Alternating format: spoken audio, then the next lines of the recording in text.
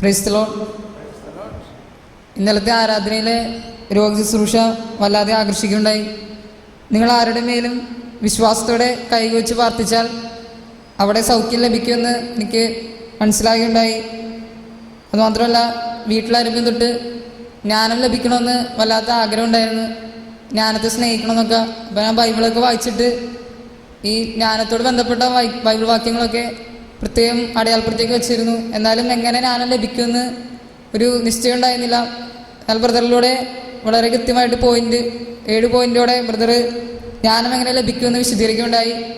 അപ്പോൾ നമുക്ക് വളരെയേറെ പ്രയോജനകരമാണ്.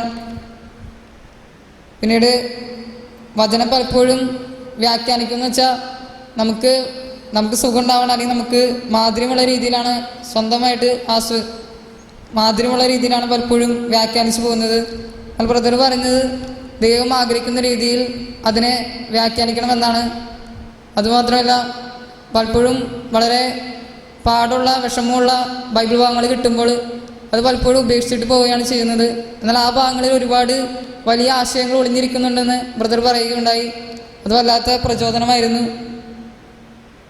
പിന്നീട് അശുദ്ധമായ ചിന്തകൾ വരുമ്പോൾ നമ്മൾ എങ്ങനെയാണ് അതിനെ ഒഴിവാക്കണമെന്ന് ബ്രദർ വളരെ ഒരു പക്ഷി നമ്മുടെ തലയിൽ വന്നിരിക്കുമ്പോൾ അതിനെ പെട്ടെന്ന് ഓടിച്ച് കളഞ്ഞില്ലെങ്കിൽ അത് നമ്മുടെ മേൽ കാഷ്ടിക്കും.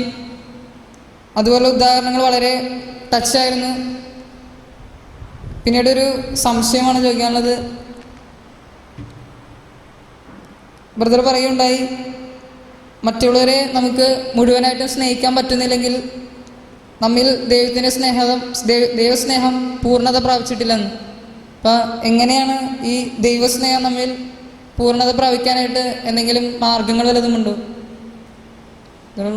Praise the Lord. Praise the Lord. കൈയടിച്ച് കർത്താവിന് നന്ദി പറയാം.